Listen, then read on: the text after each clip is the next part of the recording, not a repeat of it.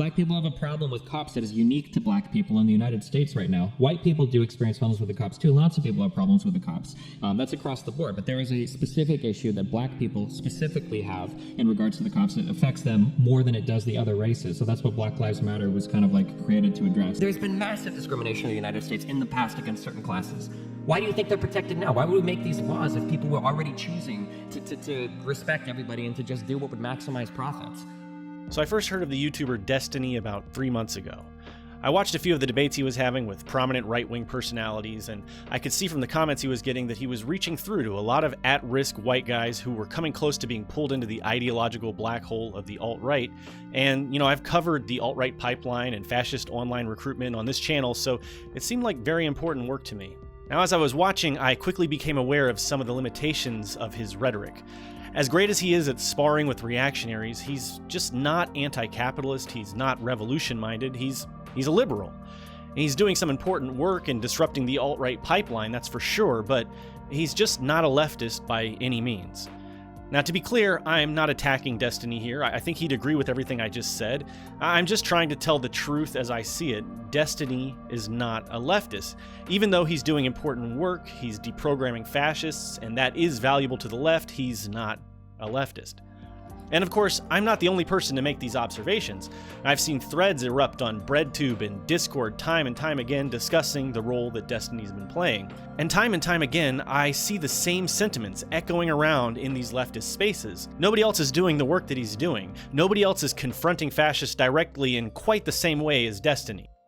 Now, a couple of months ago, I interviewed Faraday Speaks, who prominently transitioned to the left from the alt-right. He said that watching Destiny debates was key to his escape from fascist ideological programming. It was Destiny who initially made it clear how ridiculous alt-right talking points really were. I found myself getting really close to the edge, and it was around that time that I found Destiny, and then I saw the content that Destiny did with Lauren, and I'm just going to be honest, I was in love with Lauren, or at least what I thought was love. That shows you where I was at. And I had this like parasocial relationship with Lauren, right? And whenever I saw the thumbnail with Lauren, I thought, oh man, this is going to be great. Like, I can't wait to hear this conversation between them. And that was my expectation going in, and that's not what happened. And it was the first crack in the dam. And Faraday is certainly not alone. I've talked to a number of people who've fled from the alt-right, in large part thanks to the work that Destiny's doing. I can't deny that it's been a valuable weapon against stochastic terrorism and alt-right online recruiting pipelines. Destiny's not a leftist, but the left needs him. Now let's set Destiny aside for a moment and go back to 2015. That's when I was starting to pay attention to politics again for the first time in years. There was an old bald guy named Bernie Sanders, and he was saying things that I'd never heard a presidential candidate say before. He was pointing out flaws in American capitalism, yes, but he was also doing something more. I can remember the first time I heard Bernie Sanders speaking at length in an interview, and the word socialism came out of his mouth, and not in a bad way. Socialism, socialism, socialism, socialism, socialism, socialism, socialism, socialism. And I was honestly in disbelief. Now, I'd been following politics since childhood, and I had never heard a mainstream presidential candidate, even a Democrat, talking about socialism in such a positive way. Bernie Sanders energized me and pointed out flaws in my way of thinking that I never knew I had. I did something I'd never done before, and I donated money to his campaign. Not just once, but over and over again. I was firing off campaign contributions on an almost weekly basis. I couldn't shut up about him on Facebook. I had the zeal of the convert. Now, of course, Bernie lost the primary, and Donald Trump won the presidency, and I was devastated.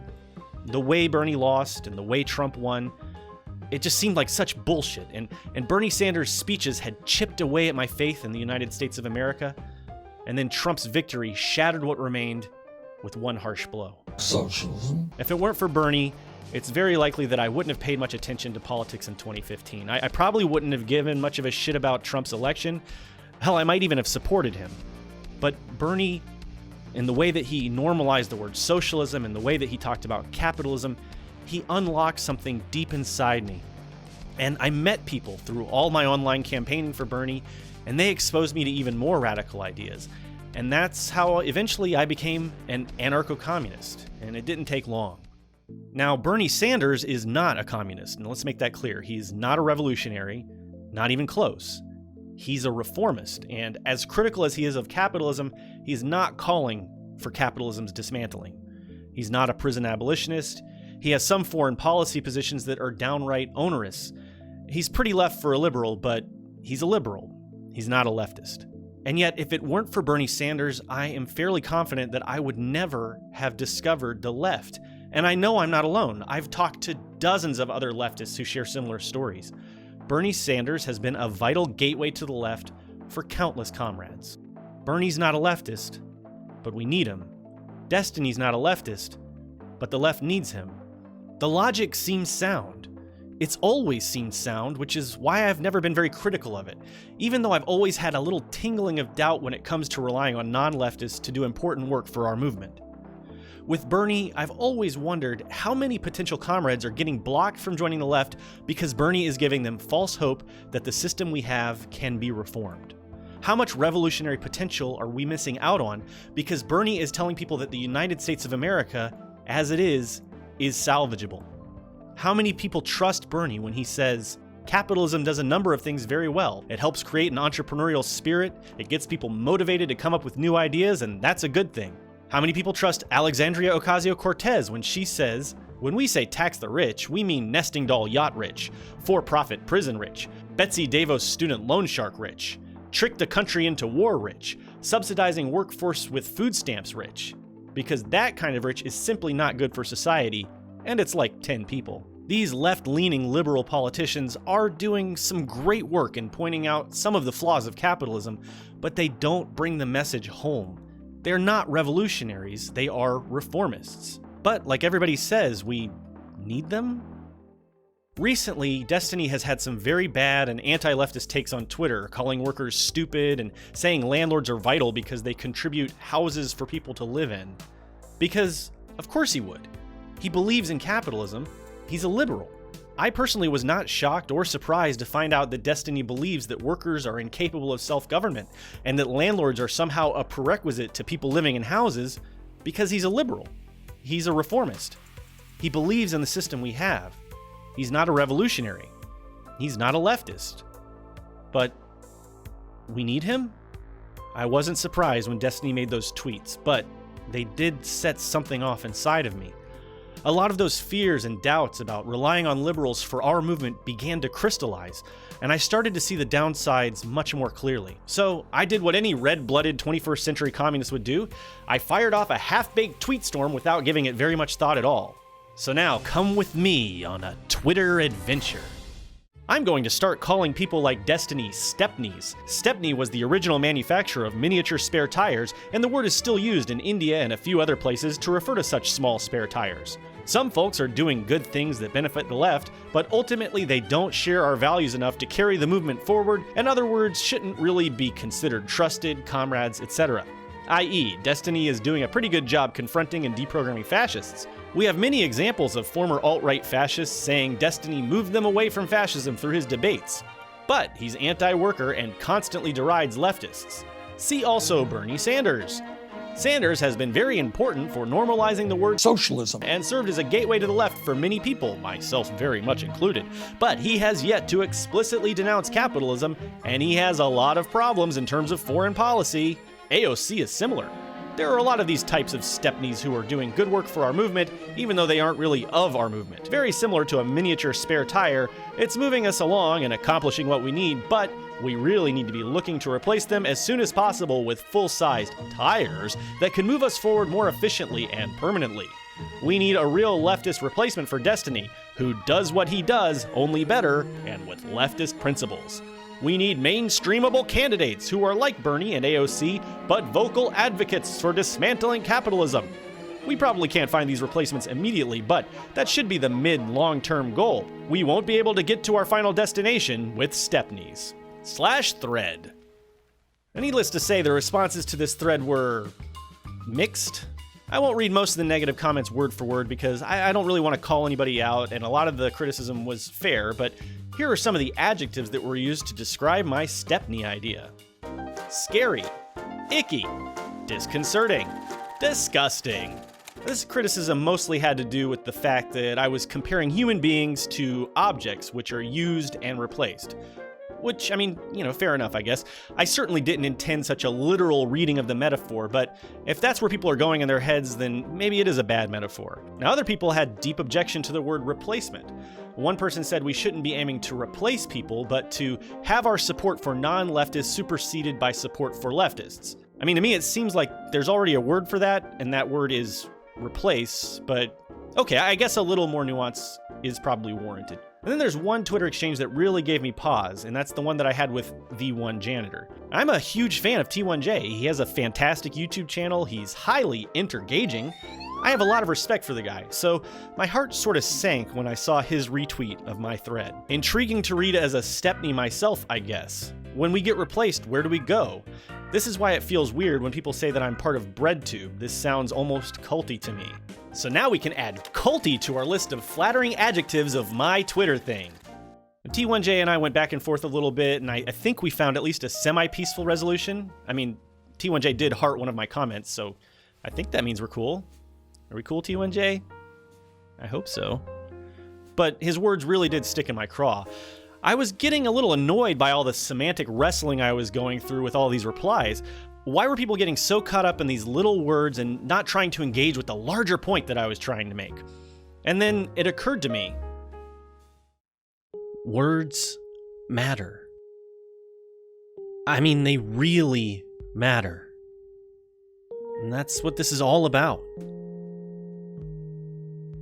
The whole reason that I fired off that thread to begin with was because I was struggling to find proper language to talk about something that seemed important. So when discussing politics, we have to be as precise as possible to communicate what we really mean, to make sure we are properly understood, to make sure we don't unintentionally cause harm to vulnerable people. And I hadn't been nearly careful enough with my words, and so of course I was misunderstood, and my message was lost, and the conversation I was trying to have became derailed, and it was a hot mess. Now, I don't feel particularly guilty about that tweet thread, and that's one thing Twitter is actually good for. I use it a lot when I'm workshopping and testing new ideas, and the trial by fire can be painful, but it does point out flaws and miscommunications with incredible rapidity, and that was certainly the case with this thread. One commenter called me out very specifically for my being imprecise with my language. I don't care if X is a comrade. If being a comrade is a requisite for cooperation, look around. We're outnumbered by non-comrades. Either these are stakes that we should be taking into consideration, or it doesn't actually matter who we're working with. This ain't a social club. I replied, this is basically in response to Destiny's blatant anti-worker rhetoric spiel he's been on lately. That kind of reactionary garbage is literally counter to everything our movement is about, and I don't see how a worker movement can work with an anti-worker. To which this person replied, let's be precise. What does work with mean as far as a YouTuber like Destiny goes? Talk to? Argue with? Most people reading this have at most a parasocial relationship to them. If this is just about in-group, out-group fuzzy drama, it's not important. Work with means what? Now, again, these are very fair questions, and again, words matter. So thanks to the crucible that is Twitter, I came to realize that the fundamental flaw of my Stepney metaphor was a lack of clarity. I was pretty vague, I never explained what I meant in any detail, which forced readers to fill in the gaps on their own. And so now let me break things down a little bit more precisely and try to explain what I really wanted to say. In this metaphor, the car was our movement, the revolutionary liberation struggle of the left. And when I said we need to replace Stepneys, aka liberals and those sorts of people, I think most people thought I meant we needed to cancel them or otherwise attack them in some way. And I think that might be where at least a lot of T1J's criticism came from. He asked, where do we go when we get replaced? Because I left that part out. So to be clear, I'm only saying we need to replace liberals in the very specific context of our movement. Replace the spare tire on the car with a tire, replace the work of liberals in our movement with the work of leftists. Does that make sense? When I said we need to replace these liberals, I didn't mean we need to cancel liberals from society, do away with them, and replace them outright with leftists. What I meant was we need to identify leftists who can do this work and then lift them up and propel them forward and give them our full support. We shouldn't be letting liberals do our work for us. We need to be doing this work ourselves, and it needs to be rooted in our own revolutionary principles. So I explained this a little bit to T1J, and he was still skeptical of this concept. And, I understand why. He said, what do you think? If you replace the liberals with leftists, then suddenly lots more people are going to start watching them. And then, it'll be a sudden victory for the left. He didn't say that exactly, but I'm summarizing and extrapolating a little bit. But no, of course, it would not be a sudden overt victory for the left. In fact, there's no guarantee at all for success. And it might be that these liberals are just better at doing the stuff than we could ever be. But that doesn't mean we shouldn't try. And it doesn't mean that the stakes aren't high enough that we shouldn't be assuming this work, which is so important for ourselves. If we see that destiny is doing something important in confronting fascism, we must pick up that work for ourselves, and we must do it our way. There's no guarantee for success, but we have to try, and we have to try doing it our way. Now, people got upset because I was comparing people to tires, and I was, basically, in their minds, they thought that I was basically considering people as tools to be used and discarded and replaced. But to me, it's much more cynical and utilitarian to use liberals in this manner as tools for our movement when we really should be doing this work for ourselves. If we can see that Bernie Sanders and Alexandria Ocasio-Cortez are doing a good job mainstreaming some of our views, we need to start the work of putting forward mainstreamable candidates of our own who share our revolutionary values with far less compromise. None of this is going to be easy. Again, the easiest thing to do is to just let these liberals chug along and let them do the work for us. It would take a lot of time and organization and effort to build our own analogs to these already successful figures, and there is no guarantee that we will succeed. But it's important enough that we have to try. It's work that has to be done if our movement has any hope of succeeding. And please understand, we do not have to cancel Bernie or Destiny or AOC. We don't have to waste a single second attacking them or tearing them down or even thinking about them. We just need to do that work ourselves, guided by our own principles, so that our own revolution is advanced without compromise. The longer we wait, the harder it's going to be, because we're losing ground to liberal reformist ideology every single second that we wait, every single second that we're allowing these liberals to take the center stage. If we are a revolutionary liberation movement, we must advance revolution-minded liberators into these spaces. We must raise voices that reflect our values, and we must do this work ourselves. So this brings us back to that comment about being outnumbered. Remember, they said, I don't care if X is a comrade. If being a comrade is a requisite to cooperation, look around. We're outnumbered by non-comrades. Either there are stakes that we should be taking into consideration, or it doesn't actually matter who we're working with. This ain't a social club. This ain't a social club. It's a movement. The stakes are high. We are outnumbered. We need to leverage any alliances we can to push forward our agenda. Compromises have to be made. And these are all potent arguments for compromising our position. But then I'm reminded of something Karl Marx said in his inaugural address to the First Internationale. There's one element of success the workers possess: numbers. But numbers weigh only in the balance if united by combination and led by knowledge. Our old friend V.I. Lenin echoed these sentiments in What Is to Be Done. The political movement of the worker class inevitably leads the workers to the awareness that there is no escape outside of socialism. On the other hand, socialism only becomes a force when it becomes the aim of the political struggle of the worker class. This ain't a social club. This is a revolutionary movement to liberate the workers from oppression, and it's very serious work. Now, I know I make a lot of silly puppet shows and I play with Legos and shit like that on this channel a lot, but at the end of the day, I realize that this is very serious work. The first lesson a revolutionary must learn is that he is a doomed man. I know that this is serious work because I live in Vietnam. My closest comrade, Luna, is Vietnamese, and her grandfather was killed by Americans as a revolutionary soldier. I've spoken to many Vietnamese veterans who've told me remarkably grim stories about the struggle for freedom against France and America. I've seen their faces, I've seen their eyes while they tell me stories about the carpet bombing of Hanoi or the deaths of their loved ones. I've seen scars from bullet wounds. I've seen Agent Orange victims and wartime graveyards that fill the entire horizon. The seriousness of revolutionary struggle is alive in this country, in living memory, and that impact will last for generations to come as this country continues to rebuild from centuries of imperialist oppression and destruction. In more contemporary terms, leftists continue to die in revolutionary struggle to this day and around the world. The following list does not even come close to being exhaustive, but it does give some small idea of the very real dangers of revolutionary activism. Carlos Palomino was a 16-year-old anti-fascist activist who was murdered by a neo-Nazi soldier in Spain in 2007. In 2017, as many of us know, Heather Heyer was killed doing anti-fascist work in Charlottesville, Virginia. On March 14, 2018, a Brazilian councilwoman and feminist named Marielle Franco was murdered in Rio de Janeiro for her political activism. Earlier this year, 14 communist activists were murdered by police in the Philippines.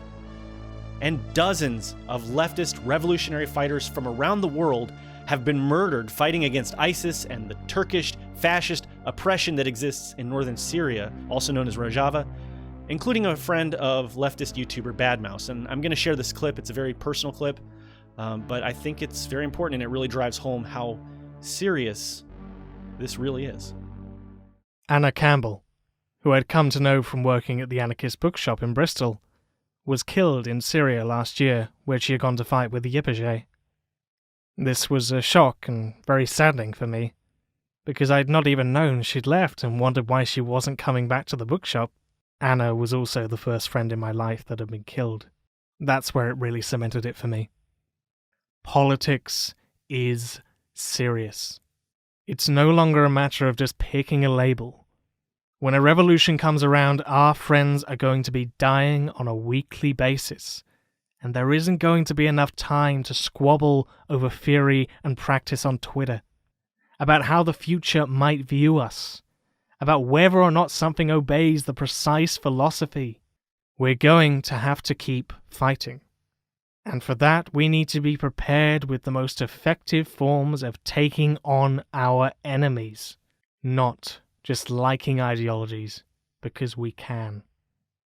People are dying in revolutionary struggle around the world every year, and people are also dying from oppression under capitalist imperialist hegemony, the oppression that we're fighting to liberate these people from. Innocent LGBTQ people are being murdered around the world. People are starving to death because they can't afford food. People are dying in imperialist wars and being, having their lives and their homes destroyed by imperialist drone strikes. Children are being poisoned by bad water in places like Flint, Michigan. And of course, climate change is threatening all of us. And our climate will be irreversibly damaged. Our planet will be destroyed, our entire planet, in about a decade if drastic action isn't taken. This is what we're up against, and these are the stakes. And this is why we must be uncompromising in our revolutionary struggle. The first lesson a revolutionary must learn is that he is a doomed man. These words are as chilling as they are profound, and I wouldn't dare compare myself and my risks and my sacrifices to those of the thousands who have fought and died in the name of leftist revolution. I'm just a YouTuber. I'm sitting here in an air-conditioned room in modern-day Vietnam, hundreds of miles away from any sort of armed conflict. But we must all recognize the risks that we are collectively assuming in taking up a revolution. Any one of us may fall at any time for this movement. By standing up for worker liberation, you are taking a risk. Leftists have been arrested and attacked and murdered around the world for speaking out against oppression. We've had our livelihoods taken from us. We've suffered. And yes, many of us have died. Capitalist imperialism has some brutal mechanisms of self-preservation. Capitalists have at their disposal well-honed and ruthlessly efficient machinery of oppression, including but not limited to the police, the justice system, prisons, the military, fascist street thugs, The danger is all around us. It is the air we breathe in capitalist society. So we have to ask some tough questions. Are we or are we not a movement of revolutionary liberation? Are we willing to recognize that we may indeed be doomed? Are we willing to take this business seriously and do the work that needs to be done to undo centuries of capitalist destruction? Or are we a social club? If we are a social club, then that certainly lowers the stakes. It certainly makes things easier. We can breathe a lot more easy, and we can make room for liberals. It's fine if Destiny spreads around a little anti-worker rhetoric here and there. Bernie Sanders will suffice quite nicely, and we can throw our full support behind his campaign without raising much of a fuss about our little disagreements. But if we are a revolutionary movement, if we are committed to liberating the working class, the gay and lesbian and queer and trans and disabled and people of color and all the other people who face violence and oppression every day of their lives, then we have to take this far more seriously, and we have to put in the work ourselves. I'll probably be voting for Bernie Sanders in the next primary. If I lived in her district, I would probably vote for Alexandria Ocasio-Cortez. I'm not opposed to working within the system whenever and wherever possible to try and alleviate at least some of the suffering of the most vulnerable people in our society. But I'm under no illusion that Bernie Sanders is anything more than the least terrible of all terrible options, and I won't become an apologist for liberal attempts to reform a system that is fundamentally and irredeemably oppressive in nature. I'm not going to waste time making takedown videos of Destiny, and I don't wish any ill will towards liberals who think the system we have can be reformed, but I'm also not going to pretend that liberalism has any place in our revolutionary movement. Our revolution must be both inclusive and exclusive. We must be inclusive in the sense that we must welcome all genders, all sexualities, all ethnicities, the abled and the disabled, the educated and the uneducated. I would even go so far as to say that we must be ideologically inclusive in terms of the left. Anyone who watches this channel knows that Luna and I are strictly opposed to sectarianism. We believe in tactical unity between anarchists and Marxist-Leninists and mutualists and all other revolutionary-minded leftists who oppose the capitalist system and seek socialist alternatives. But because we are revolutionaries, we must be exclusive as well. In Vietnamese and most other Asian languages that I've come across, the word for comrade sounds something like Dong Chi. And this comes from the Mandarin words for shared ambition. And I find that very beautiful. It eloquently summarizes my feelings on who can be included and who must be excluded from our revolution. If you share our ambition for a world in which workers own our own labor and capitalist exploitation and unjust oppression become relics of the past, then you are a comrade. If you don't share this ambition, if you're fine with the system as it exists, if you think it just needs some tinkering here and there, then how can I have you as a comrade? I can't. You must be excluded from this movement. Now, certainly, you can be my friend, and most of my friends are not my comrades. I mean, hell, I even run a weekly live stream with my two best friends from childhood, Bobby and Ryan. Look at these knuckleheads. They're both liberals, and I love them to pieces. So I'm not saying we need to cancel and demolish all liberals from society. I'm not even saying we can't watch and enjoy and share their work. I'm just saying that they are not, by definition, a part of our movement, and we must not rely on them as a crucial, critical aspect of our movement. Because of that, we must find and field leftist alternatives to liberal figures and institutions as quickly and efficiently as possible for the sake of our revolution. This kind of replacement or supersession of support from liberals to leftists does not imply any sort of condemnation of liberals who are being superseded. On the contrary, what I want more than anything is for those who are currently not my comrades to become my comrade. I want you to share my ambition. I want you to join this revolution. I want that very badly. But until you do share our ambition, how can I rely on you in this very specific context of a revolution? I can't. We can't. We must not rely on liberal reformists to do the work of our revolution. Does this sound culty? Does it sound harsh or unfair? I suppose to anyone who doesn't have a revolutionary mindset, it must sound a bit culty. It comes down to one simple, basic question. Do you believe we are fighting a revolution of liberation or not? If you don't believe revolution is necessary or achievable, then of course this all must seem very excessive and culty and weird. We must seem very LARPy and toxic and completely unreasonable, and that's fine for you to see us that way. Because we know our ambitions are unrealistic. We know that the odds are very much against us. We know that it's an incredibly long and difficult, perhaps impossible goal that we've set our sights on. But we also know that if we fail, then billions more are going to suffer as capitalist domination seats itself ever more firmly and climate destruction becomes irreversible. And we know that we have precious little time to stop all of this from happening. If you do believe that revolution is worth undertaking no matter the odds, if you believe that this struggle is vital and necessary and attainable, then you have to understand the need for shared ambition with our comrades and our comrades alone. You must understand the urgent requirement for solidarity with our comrades and the very real threat which liberalism poses to our struggle. We can't rely on non-revolutionaries to do the work of revolution. If we are a movement that is intent on the liberation of workers, then what good is having an alliance with someone who is taking a very strong position against workers? If we realize that successful revolution within 10 years is vital to save our planet from ecological destruction, how much faith should we put in reformist-minded politicians like Bernie and AOC? We have to pick up this work for ourselves. We have to confront the fascists ourselves. We have to field candidates of our own. We need to push forward our ideological positions boldly and without compromise, instead of offering up this tepid, half-hearted support for liberals who undermine some of the most basic tenets of our platform. Now, I still don't know if Stepney is a good term for leftists to use. Is it too harsh? Is it dehumanizing? Should we find a better metaphor? I'm certainly open to suggestions. Ultimately, I really don't care what words we settle on to talk about this concept, as long as they are the best words, because words do matter.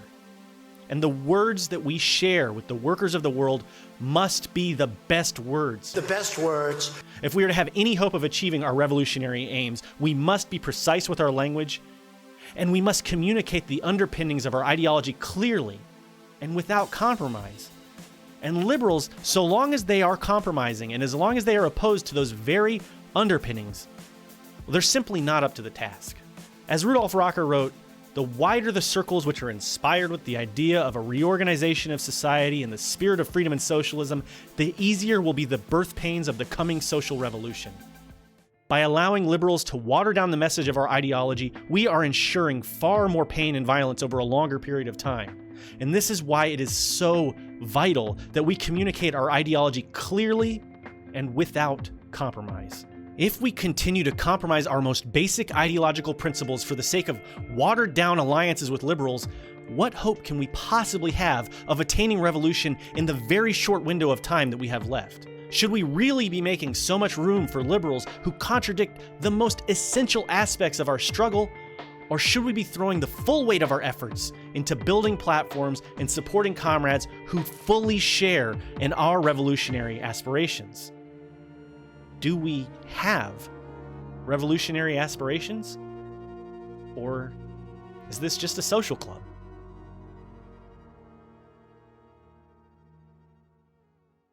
So the peasants take over the hamlet, and the brother and sister live on in the service of the Viet Cong. There are about 100 revolutionary films like this one being shown today in the United States, most of them distributed by Walter Teague. It's not necessary that you agree as the viewer with everything that you see. What is necessary, I think, is that you try, honestly, the viewer tries to understand what is the message that these people have when they made the film. You know, they didn't make it for commercial reasons. They made it because something emotional, something in their lives they wanted to communicate. Are you bothered by authorities in this country, either federal or state or local? Well, we were bothered not in the area of films so much as in the area of literature. We also distribute, besides Vietnamese films, Vietnamese literature. And the idea being, let the American public hear what the Vietnamese side of the story is, and then judge for themselves. And universities are especially interested in this kind of material for their libraries, for their students, donations, and so on. And at one point, the government had seized about 15,000, as far as we can tell, copies of Vietnamese literature. They're still holding on to them, and we're trying to free them. Meanwhile, there's plenty of literature available in the country for people who want it, and there's no real problem. What effect do you think all the literature you have in the next room has on the people who read it? What effect, for example, will the films that you're going to have shown at Yale Law School have on those people at Yale? It won't make them revolutionaries, will it? Well, it'll help. We have shown these films around the country, and as I say, in many circumstances. And the effect, I think, is to give people at least some understanding of how the Vietnamese see their problem. We're always brought up to believe that revolutions were created by men sitting around a room, cranking out an underground press. And here it's out in the open. Is this the new lifestyle of the revolutionary movement in this world, is what I'm really asking. Well, it is to the extent that it can exist. That is, people in the movement in making the American Revolution, the new American Revolution, you might say, we are interested in making a better life, a better society, a better world, okay.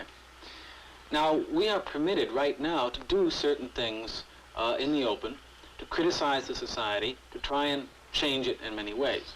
When the time comes that the society withdraws those rights and begins to oppress the people, as it has done to the black people to some extent, then we have no choice but to begin to go underground, if that's what we are forced to do.